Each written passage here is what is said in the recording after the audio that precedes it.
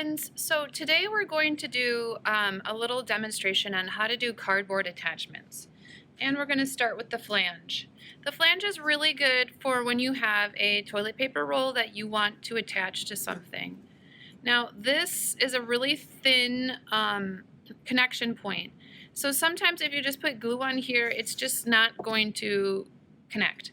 So what I did was I took my scissors and I cut little snips all the way around so that I had strong attachment points. Then I'm going to take my glue and I'm going to put a little dot of glue on those tabs. Just a dot, not a lot. And I can glue that down quite securely to the paper or the cardboard, and that'll stay and be really strong. And that works for paper too. Anytime you have something where you have a very thin edge, you want a strong connection point. I'm gonna just weight that down with the glue a little bit. Okay, our next cardboard fastener is going to be an L brace. Let's say that I have two pieces that I want to put together like this. Well, in order to connect them, I might put a brace like this. So you can see that I've cut out just a regular piece of paper. And if I put a little glue on each side, I can then attach, this to this, and it's kind of like, I don't know, a Band-Aid, or it kind of just reinforces the connection point. So my L brace will glue on, and it'll be like a thin skin that's just holding that together. So anytime you want to put two cardboard pieces together, but again, you don't have enough,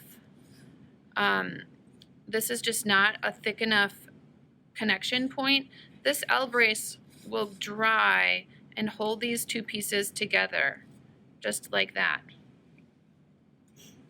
Another way to connect two pieces is called the slot.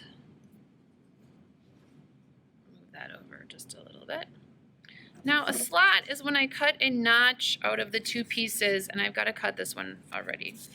So I cut up the middle, and I just want to make it very skinny, just enough space that the two pieces of cardboard have just enough space in there to get a tight, comfy fit. So you can see how. Now you may have to take them apart and cut one of them just a little bit longer, like I do for here, because I didn't get all the way to the middle there. And then you can put them back together. So you may have a little trial and error. But see, now they're flush, and that is the slot technique.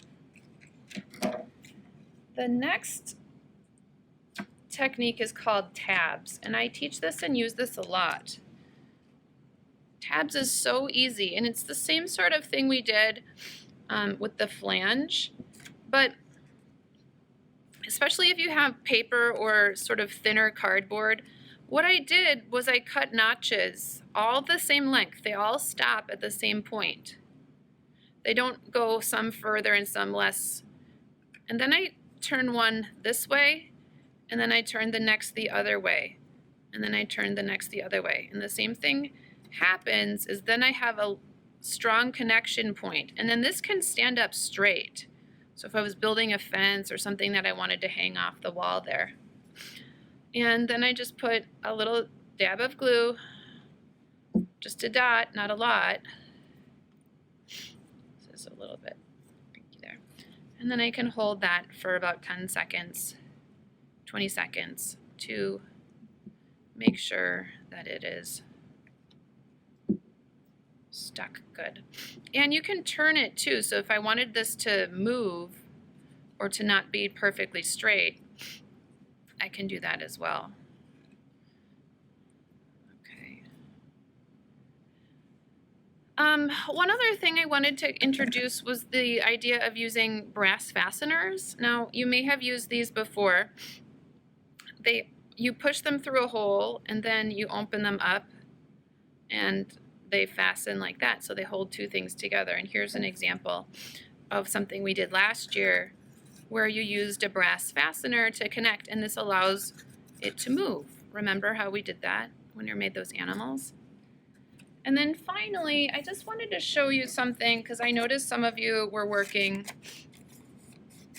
on different techniques yesterday, and some people were adding hair and things like that. One thing that is really easy and fun to do is to make fringe with paper. So if you want hair or grass, and you can cut your paper whatever length you want. So if you want long hair or short grass, just doing those snips, and you're going to leave a little bit of tab at the end so that you can glue it on. So you have a space again to put the glue so that it'll stay. If you want it to bend, you can bend it over, you can curl it over with a pencil a little bit so you have some kind of dimension. So that's how you can make fringe if you want to make fringe. You can use tabs for any kind of paper that you want to hold up. And let's just remember what we did. We did flange for this circle. We did slot to connect two pieces of cardboard. We did a brace here, and you can see now that the glue is dried, this is very strong. So if I wanted to put up walls or I wanted something to have some support, I could use that piece of paper to brace it, and then we did tabs. So I hope that this helps you figure out some ways to make more creative and easier solutions for your art, more success. And done.